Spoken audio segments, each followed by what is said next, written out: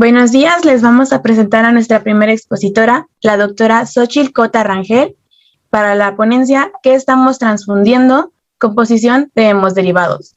La doctora Xóchitl Cota Rangel es médico internista egresada del Hospital General del Estado Dr. Ernesto Ramos Burs, avalada por la UNAM y certificada por el Consejo Mexicano de Medicina Interna.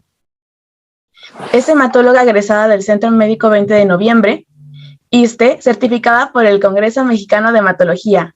Tiene una alta especialidad en hemostasia y trombosis en el Instituto Nacional de Cardiología Ignacio Chávez UNAM. Es integrante de la mesa directiva de la Sociedad Mexicana de Trombosis y Hemostasia, SOMED, y miembro de la Sociedad Internacional de Hemostasia y Trombosis, ISTH. Tiene una especialización en citometría de flujo para el diagnóstico y monitorización de hematopatías malignas e inmunodeficiencias en la Universidad de Salamanca, España. Muchas gracias por acompañarnos, doctora. Hola, muchas gracias al comité organizador por la invitación, y aquí estamos para apoyarles en este congreso y en los que siguen, si es que nos desean invitar de nuevo. Entonces, voy a compartir mi pantalla.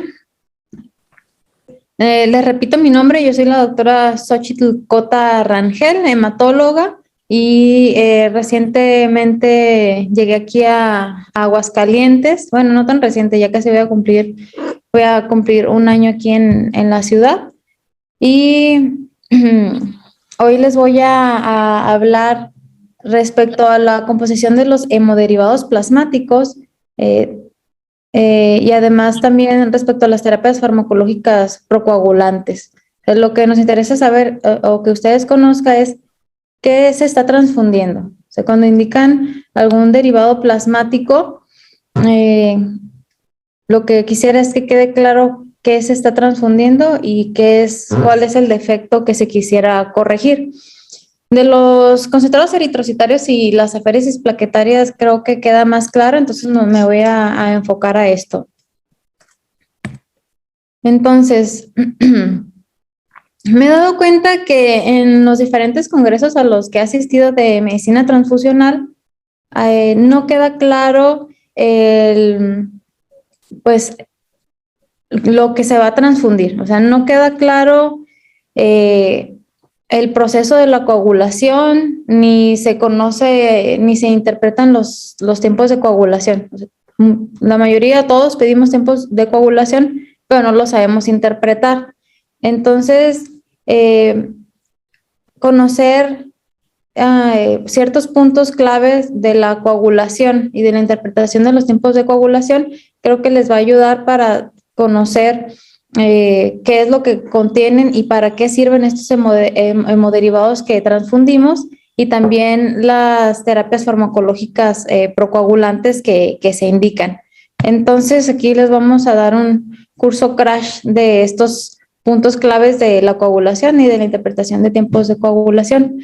Y de hecho, otros ponentes me preguntaron si ustedes ya conocen respecto a la coagulación. Me dijo Desiree que ya están ustedes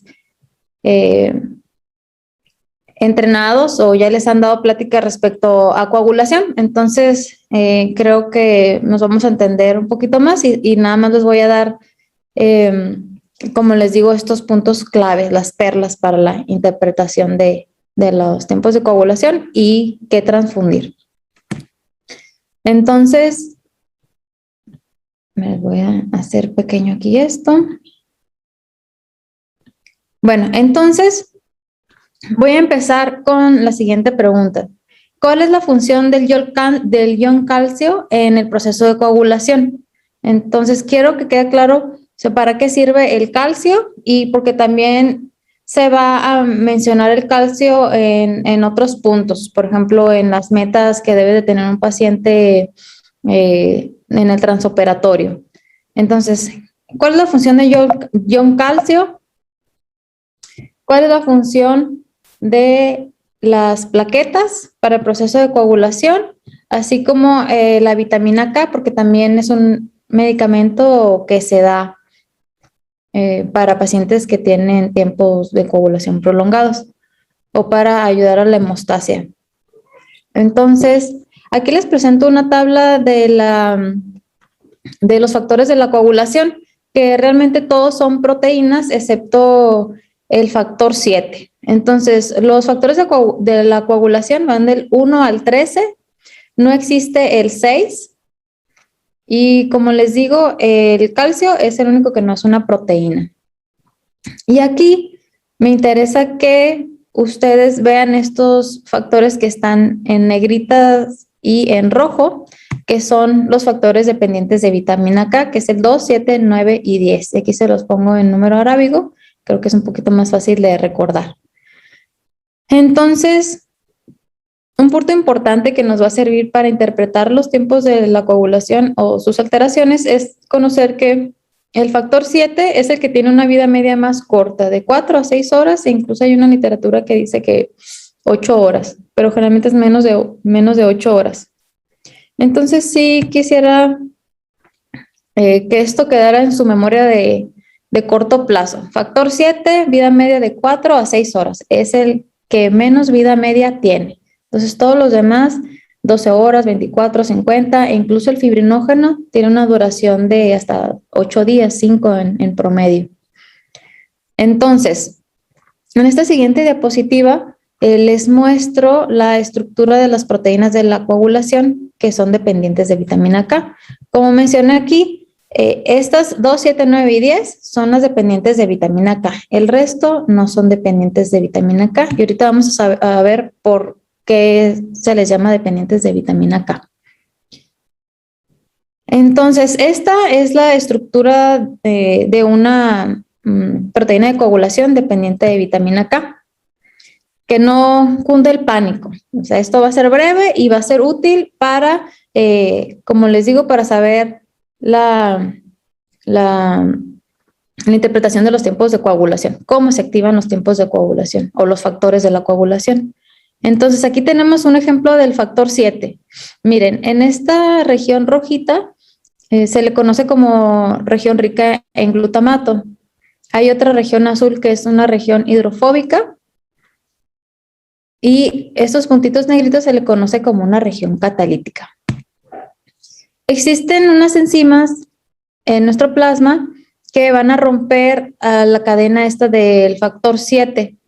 Entonces, cuando se rompe esta cadena, se modifica esta estructura y, como ya les había mencionado, esta región se le conoce como la catalítica.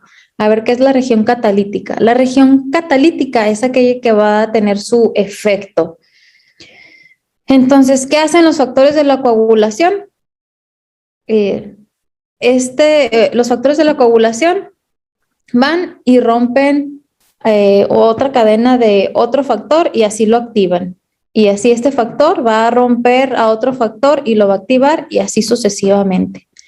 Entonces, esta región catalítica, al ser rota por ciertas enzimas que se encuentran en el plasma, se expone, entonces ya no está escondida como se observa aquí, entonces se expone y entonces ya puede ir y romper la cadena de otro factor, así como le hicieron a este mismo factor. Entonces el punto es que se exponga esta región para que pueda ir a romper otro factor y se active. Entonces, igual aquí tengo la molécula de factor 7, pero los otros factores dependientes de vitamina K tienen una estructura muy parecida. Entonces habíamos dicho que estas regiones rojitas son ricas en glutamato. Esta es la estructura del glutamato. Entonces aquí va el mecanismo de acción de la vitamina K. Eso es importante que pongamos atención para que podamos entender esto. Entonces, los glutamatos, estos que están aquí, para que puedan ayudar al factor a activarse, que eso lo voy a mencionar en la diapositiva que viene, estos glutamatos tienen que carboxilarse. Entonces se le agrega una molécula aquí y ya se llama carboxiglutamato y entonces el factor puede ser activado. Si no tiene esa región carboxilada, no se puede activar. Aunque yo tenga factor y se produzca factor, no se va a poder activar. Y todos los factores de la coagulación se producen en el hígado. Entonces, aunque yo tenga un hígado intacto, si no tengo vitamina K, los factores o la actividad de los factores va a estar baja. Entonces, este proceso es debido mediante una enzima que se llama carboxilasa y además esta enzima necesita de la vitamina K para poder hacer este proceso de carboxilación. Si no tenemos la vitamina K, no puede suceder esta carboxilación. Entonces, como les digo, ahí van a estar los factores de la coagulación, pero no van a poder activarse. ¿Ok? Vamos a la siguiente. Entonces, ahora sí ya vamos a hablar de cuál es la importancia del calcio, la vitamina K y las plaquetas, una vez que vimos esto. Entonces, aquí les recuerdo los factores de la coagulación dependientes de vitamina K. En este caso, el ejemplo ya es una estructura ya tridimensional, diferente a la que puse en las diapositivas previas, pero esta ya es, como les digo, es tridimensional. Se supone que es como más o menos se conforma el factor. Entonces, los puntos claves es que esta región roja, en estas partes rojitas, habíamos dicho que eran las regiones ricas en glutamato, que eran carboxiladas por la vitamina K para que el factor se pudiera activar. Y aquí está la parte hidrofóbica. Entonces vamos a ver cuál es la importancia de esto. Entonces, para que se pueda llevar a cabo la activación de los factores de la coagulación, es muy importante que tengamos calcio. Entonces, llega el calcio, que es esta bolita aquí negrita, y la importancia del calcio es que lo que va a hacer es que se va a unir a estas regiones ricas en glutamato. Y al unirse a estas regiones ricas en glutamato, la molécula, el factor de la coagulación, va a modificarse y se va a poder anclar aquí a una membrana lipídica. En este caso serían las plaquetas. Se va a poder anclar aquí. No necesariamente las plaquetas, son las plaquetas, también son otras células que se van a unir. Bueno, son esta membrana lipídica involucra las plaquetas, pero también otras células van a tener fosfolípidos en su membrana y también los factores se van a poder unir a esas células. Generalmente son monocitos los que expresan estos lípidos con cargas negativas. Entonces, al anclarse el factor aquí, ya se pueden ubicar en un mismo sitio los diferentes factores de la coagulación y uno va a poder activar a otro. Porque si yo no los tengo en un sitio y están cerca, pues es muy difícil que yo active un factor que está, un ejemplo muy burdo, ¿no? Un factor que anda circulando por nuestro brazo y otro factor que anda circulando por la cabeza, ¿no? Entonces, la función de las plaquetas es darles una superficie para que se puedan ahí anclar y puedan estar juntos los diferentes factores de la coagulación. Entonces, el calcio, aquí va lo importante del calcio, aparte de esta modificación, que el calcio se une solamente a las regiones glutamato que están carboxiladas. O sea, si no están carboxiladas, o sea, si no hubo acción de la vitamina K en ese factor de la coagulación, el calcio no se va a poder unir, entonces la molécula no va a modificar su estructura y por lo tanto no va a poder anclarse aquí a una membrana fosfolipídica. ¿Ok? Entonces, el calcio lo que provoca es una modificación de la estructura de las proteínas de la coagulación y esto hace también que, aparte de que se ancle aquí, se exponga la región catalítica. Y entonces ya un factor puede activar otro factor. Y la vitamina K, como dije, permite que el calcio se una a estas regiones carboxiglutamato para que la molécula pueda modificarse. aquí tenemos también pues lo que ya comenté de las plaquetas. Bueno, entonces aquí tenemos el modelo de la cascada de la coagulación. Aquí en este modelo de la cascada tenemos la vía extrínseca y la intrínseca. Entonces, aquí tenemos que en la extrínseca conoce extrínseca porque se inicia por una exposición del factor tisular.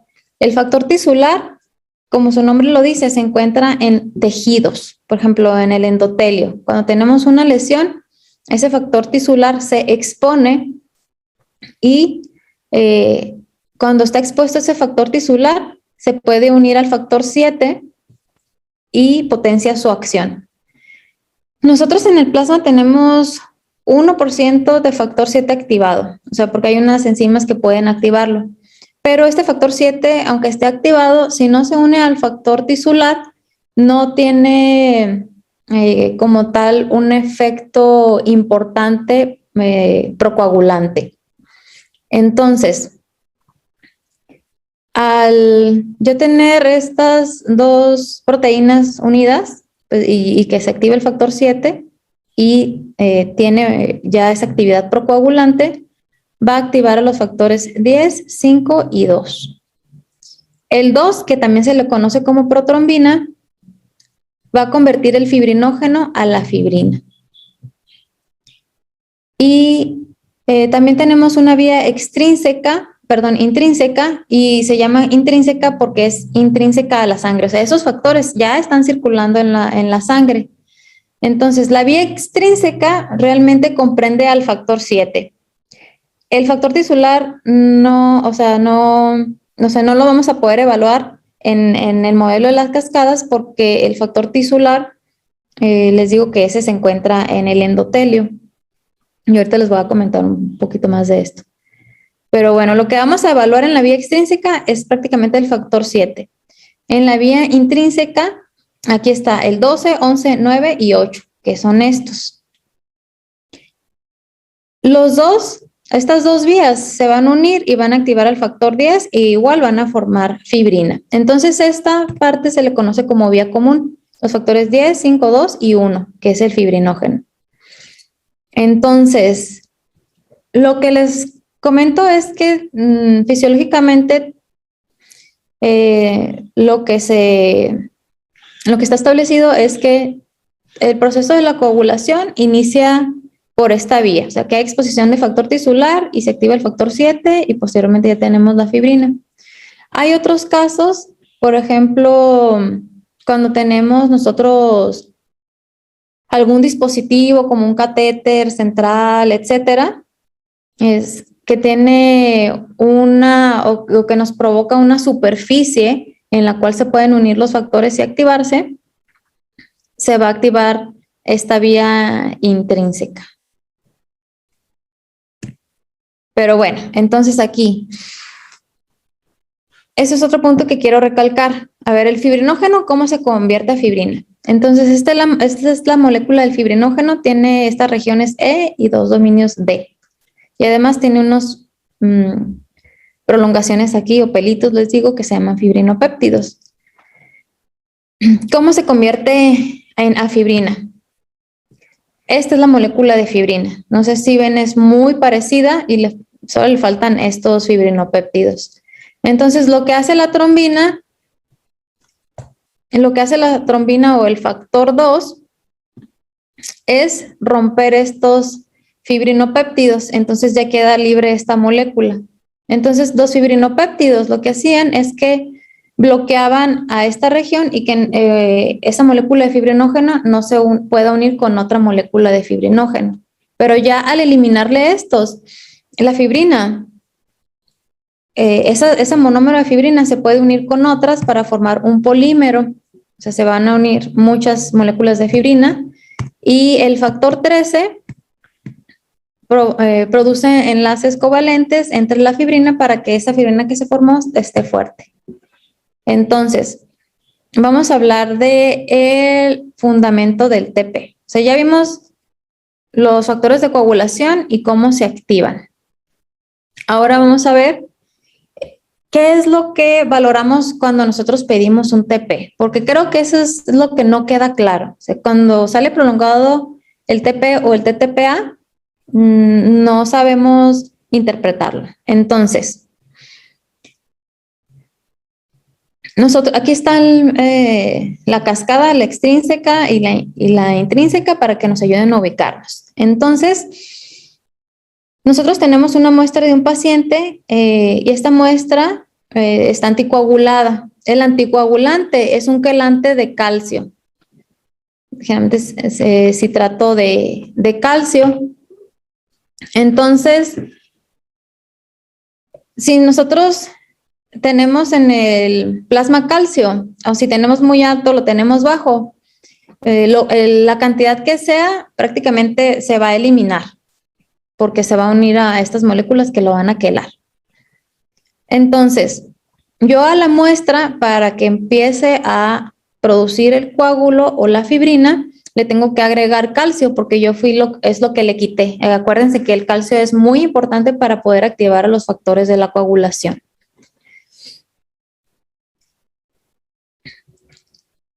Entonces, también además del calcio, o sea, este es el calcio que es muy importante, le tengo que agregar yo una tromboplastina. No sé si ustedes ya habían escuchado el término de tromboplastina. Entonces, la tromboplastina, este término se lo acuñó pues el creador de este proceso, o sea, de este estudio, que fue esta persona, Armand Quick, desde 1930. Entonces, a él en esa época se le ocurrió que las sustancias que hacían que se coagulara la sangre se les iba a llamar la tromboplastina, porque ellos hacían investigaciones en las cuales, por ejemplo, añadían tejido a un plasma y veían qué era lo que producía la coagulación de la sangre. Entonces, por ejemplo, vieron que agregaban músculo, agregaban placenta, agregaban cerebro, agregaban ojo. Entonces vieron que ciertos tejidos tenían mayor capacidad de producir la coagulación o producir fibrina, que se ven como unas hebritas, se forman aquí unas hebritas y ya eso es cuando decimos que ya ahí detenemos el tiempo. Entonces, le agregamos calcio, le agregamos una tromboplastina. Entonces, les digo, la tromboplastina es aquella sustancia que hace que se forme la fibrina o el coágulo. Entonces, y de hecho actualmente todavía los reactivos para el TP tienen placenta y tienen cerebro. Y así se le conoce el reactivo. Entonces, lo que tienen estos tejidos son fosfolípidos, que son estos fosfolípidos, y factor tisular. Yo les había dicho que el factor tisular, que es el factor 3, se encuentra en los tejidos. Entonces, se ha visto que la placenta y el cerebro son muy ricos en fosfolípidos. Del cerebro, pues ya lo deben de haber visto. Y además tienen también factor tisular. Por eso, los pacientes que tienen traumatismo craneoencefálico pueden tener coagulación intravascular diseminada porque se puede activar la coagulación, y también los embolismos placentarios tienen una capacidad protrombótica muy alta porque tienen tromboplastina, que es el fosfolípido y el factor tisular. Y entonces este señor, doctor, le nombró tiempo de protrombina porque en esa época prácticamente nada más se habían detectado los primeros 4 factores de la coagulación, y ya él consideró que era el tiempo en que el factor 2 tardaba en producir fibrina. El factor 2, como les digo, también se le conoce como protrombina. El factor 2 que no está activado. Cuando está activado se lo conoce como trombina. Entonces, pues él así le llamó. ¿Okay? Entonces, el tiempo de protrombina, ¿qué nos va a medir o qué vamos a evaluar con el TP? Vamos a evaluar, de hecho aquí dice, miren, tiempo de protrombina va a evaluar la vía extrínseca, que es el factor 7, y además va a evaluar la vía común, o sea, viene de acá para acá, que son los factores 10 5, 2 y 1. El 1 es el fibrinógeno. El factor tisular no lo va a evaluar porque es algo que nosotros le agregamos. O sea, el factor tisular se lo estamos agregando. Y no se encuentra en el plasma el factor tisular. Se encuentra en células. Y el calcio, si nosotros tenemos hipocalcemia, teóricamente el calcio nos altera la coagulación porque no se pueden activar de una forma adecuada los factores de la coagulación, pero no los vamos a poder evaluar con los tiempos de coagulación porque nosotros el calcio que tenemos lo eliminamos y agregamos uno externo, ¿ok? Pero el calcio sí, una hipocalcemia importante sí puede producir alteración en la coagulación, por lo que ya les expliqué de la función del calcio. Ahora, TTPA. Voy a tomar un poco de agua. Entonces, el TTPA. Aquí el TTPA es prácticamente lo mismo. O sea, tenemos una muestra de plasma, que le damos el calcio, le tenemos que agregar calcio y aquí le agregamos además una tromboplastina, como en el otro, pero esta tromboplastina es parcial. ¿A qué se deberá este nombre de tromboplastina parcial? Este de tromboplastina parcial, este nombre es debido a que mi tromboplastina nada más va a tener fosfolípidos y le va a faltar el factor tisular. Aquí no tenemos factor tisular. Entonces es una tromboplastina incompleta o parcial. Entonces de aquí viene su nombre de esta prueba que se llama tiempo de tromboplastina parcial. Aquí lo parcial es la tromboplastina, que no está completa. Y activado se refiere a que yo le agrego una sustancia que me va a promover la coagulación. O sea, un factor, una molécula que es grande y que se ha visto que diferentes sustancias pueden activar la coagulación, hacerla más rápido. Porque antes existía este TTP, pero se tardaba varios minutos. Y ya con este activador lo hace más rápido, promueve más la coagulación y promueve la activación de acá de la vía intrínseca del factor 12, 11, etcétera. Entonces, ojalá que recuerden esto porque generalmente lo mencionan mal. Entonces, al no saber el nombre, es que tampoco saben de qué se trata la prueba y por lo tanto no saben para qué funciona o qué están evaluando. Entonces, es tiempo de tromboplastina parcial activado. No le pongan activada porque luego creen que la activada es la tromboplastina. Entonces, la tromboplastina no se activa, o sea, el fosfolípido o la tromboplastina parcial no se activa, simplemente está ahí. Tanto en el TP como en el TTPA requerimos que esta reacción suceda a una temperatura de 37 grados. Esto también es importante en este proceso porque cuando nosotros tenemos una temperatura más baja o más alta se alteran estos procesos. Entonces, con una temperatura muy baja, el proceso se va a tardar más. Entonces, esto también va relacionado con las metas que tenemos que tener en los pacientes respecto a la temperatura. O sea, un paciente hipotérmico, la coagulación va a estar alterada, va a estar disminuida, porque no se dan estas reacciones. Entonces, aquí vamos a interpretar ya que es los resultados de los tiempos de coagulación. Entonces, aquí yo tengo un TP, si yo tengo un TP alargado y el TTPA está normal, o sea, lo único que tengo alterado es el TP, ¿en qué voy a pensar?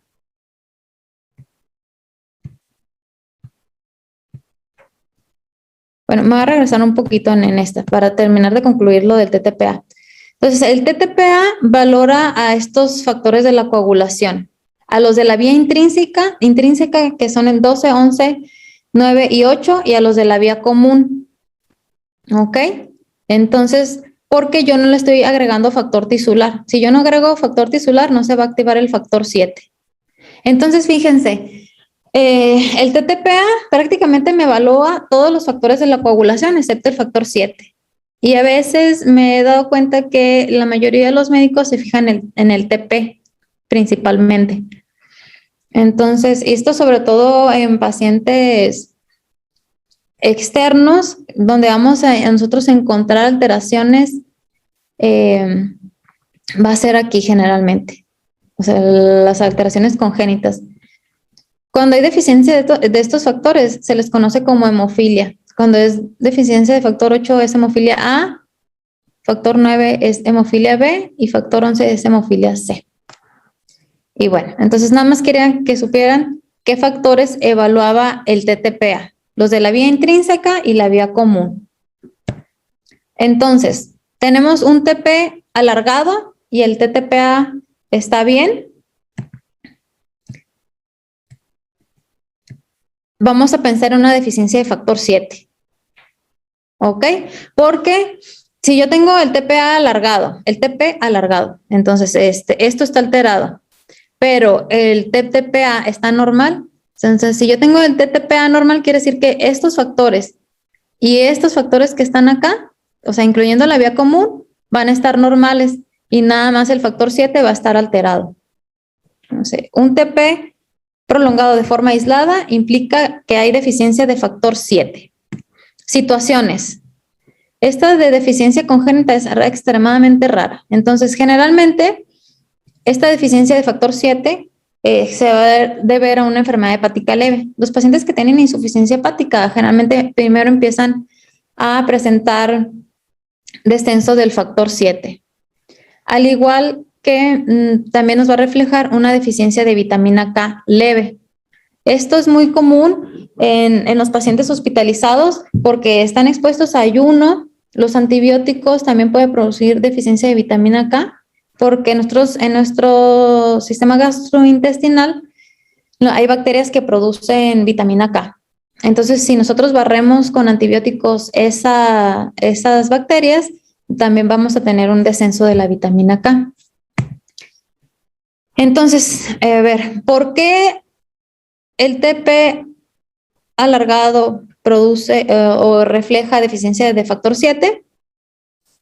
Y mientras tenemos un TTP normal, es porque lo que les había mencionado, que el factor 7 tiene una vida media de 4 a 6 horas. Entonces, si yo tengo una disfunción hepática o disminuye mi producción, el primero que se me va a alterar es el factor 7 porque tiene una vida media muy corta. Entonces, los otros, aunque yo los produzca en menos cantidad o más lentamente, me van a durar más tiempo.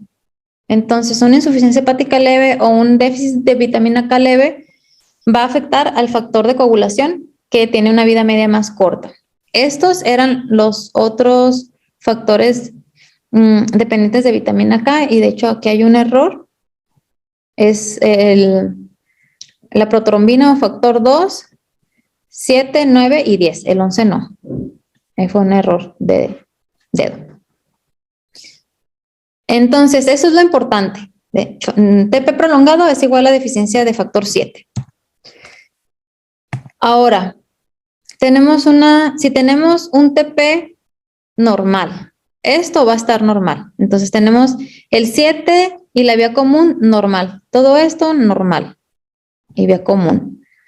Y tenemos un TTPA alargado.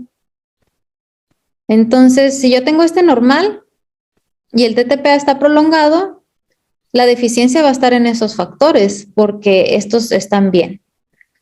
Entonces, aquí yo es cuando debo de pensar en diferentes situaciones.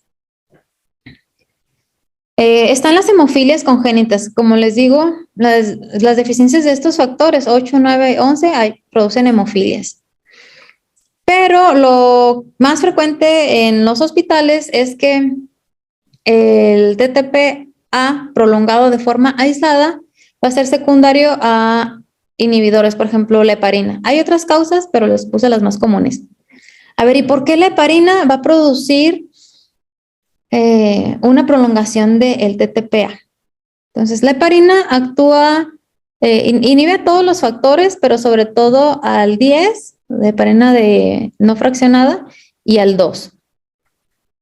Entonces, si estos están alterados, si los factores de la vía común están alterados, se deben de prolongar tanto el TP como el TTPA.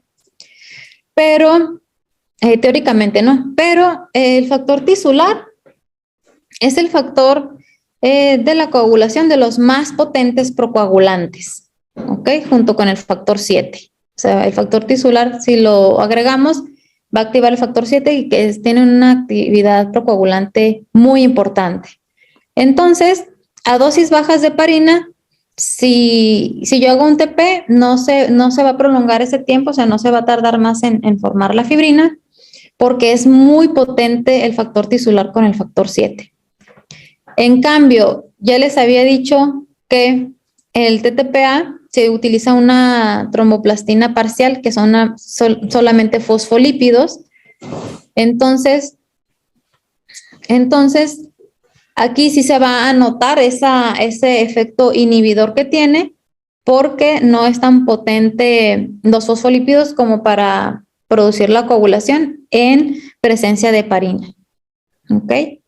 Entonces, ciertas dosis de heparina pueden producir prolongación de TTPA únicamente. Eso es muy común y generalmente se debe a que les toman las muestras por los catéteres.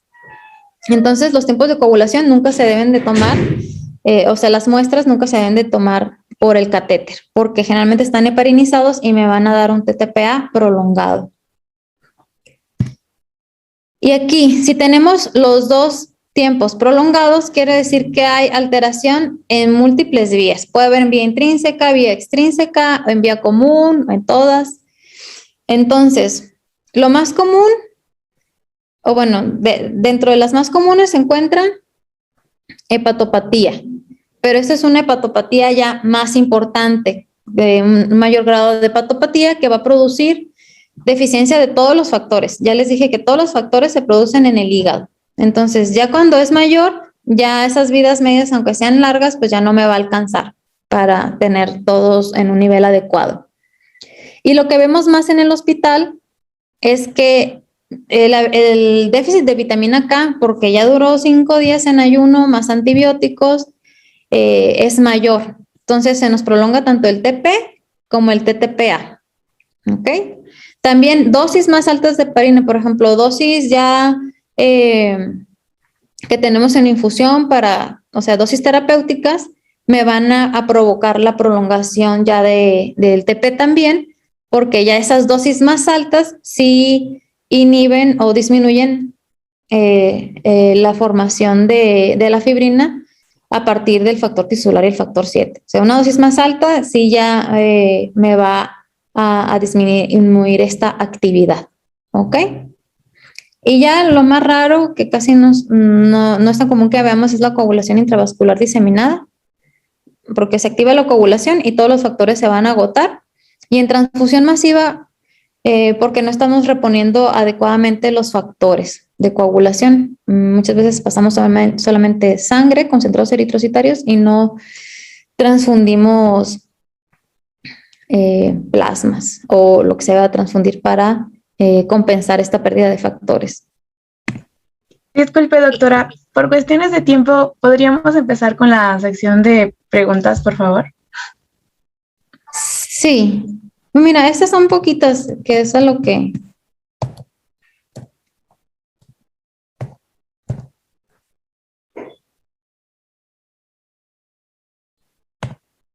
Bueno, si quieres empezar con las preguntas.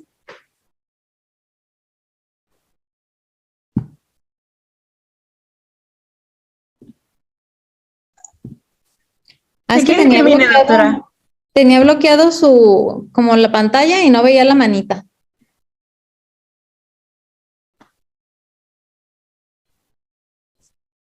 No se preocupe, doctora, si quiere termine.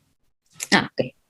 Entonces, miren, ya esto es muy rápido. Como ya vimos todo lo demás, aquí ya los presento lo que contienen el plasma y sus derivados. Entonces, el plasma fresco congelado contiene todos los factores de la coagulación, extrínseca, intrínseca y vía común. Y se dice que este plasma fresco congelado, o sea, cuando yo saco mi plasma, pues no está congelado, ¿no? Después lo tengo que congelar. Entonces, cuando yo hago el proceso de congelamiento, tienen que conservar hasta el 70 o más del 70% de la cantidad de los factores que contiene el plasma que yo recién extraje. Y también tiene otras moléculas, pero tiene todos los factores de la coagulación. Entonces, las indicaciones del plasma fresco, que tiene todos los factores de la coagulación, del plasma fresco congelado, son hemorragias importantes o que vaya a tener el paciente un procedimiento invasivo quirúrgico con riesgo de hemorragia y que tenga los tiempos de coagulación prolongados. Si un paciente tiene los tiempos de coagulación prolongados y no se le va a hacer ni una cirugía ni un procedimiento, no se le tiene que transfundir plasma. Entonces, cuando yo digo que los tiempos de coagulación están prolongados, se llama índice de TP o TTPA. Tiene que estar mayor a 1.5. ¿Esto qué es? Yo tengo mi resultado del paciente, TP de 10 segundos. De 10 segundos. Y yo tengo una muestra control. En lugar de un rango de referencia, me dan un resultado de plasmas de pacientes sanos. Entonces, la referencia van a ser el tiempo en que tarda en coagular ese plasma de paciente sano. Bueno, el paciente sano era de 10 segundos y mi paciente era de 17 segundos. Entonces, yo divido 17 entre 10 y eso me va a dar un resultado. Si ese resultado es mayor de 1.5, eso quiere decir que está prolongado. Lo mismo es para el TTPA del paciente, que esté el índice mayor de 1.5 y generalmente no se transfunde en respecto a los niveles de INR. Es más respecto a los resultados del TP. Estos eran unos ejemplos. 17 entre 11 es igual a 1.5. Y a ver, ¿qué no se debe de hacer con los plasmas frescos? El plasma fresco no se debe transfundir si no hay hemorragia y la otra es que no se utilizan para inhibir a los anticoagulantes orales dependientes de vitamina K, porque ya hay otros fármacos, aunque son muy caros. Entonces, pues todavía se sigue utilizando para esto en México.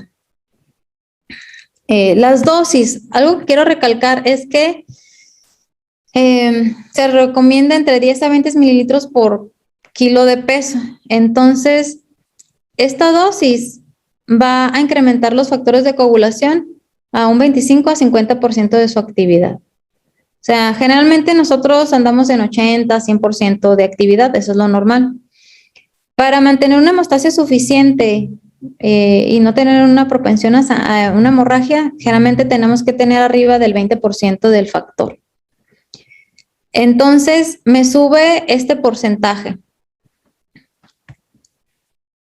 Esta cantidad, por ejemplo, si lo sacamos a 15 mililitros, si multiplican ustedes 15 mililitros por 70 kilos de peso de un paciente, nos da aproximadamente 1 litro. Y entonces son aproximadamente 4 a 5 plasmas frescos los que tenemos que transfundir.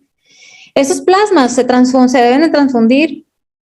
O sea, si yo quiero operar a un paciente y le quiero transfundir plasmas, porque tiene criterios, le tendría que transfundir todos esos plasmas antes de la cirugía, porque luego indican 2 plasmas cada 8 horas. Entonces, eso no va a corregir. Si esta cantidad incrementa este porcentaje, 2 plasmas, pues a lo mejor un 5%, un 10% van a corregir. En realidad, no vamos a solucionar nada y solamente estamos exponiendo al paciente. ¿Ok? Eso sí quería que quedara claro porque es creo que de los errores más comunes que veo. Entonces, para lograr un 100% de la actividad, se requieren hasta 40 mililitros de plasma fresco por kilo, que es 1 litro más otros 2 litros, o sea, casi 3 litros y quedarían en total 14 plasmas. No se hace, o sea, no está indicado hacer esto, nada más era un ejemplo de qué tanta cantidad se requiere para corregir realmente con plasmas.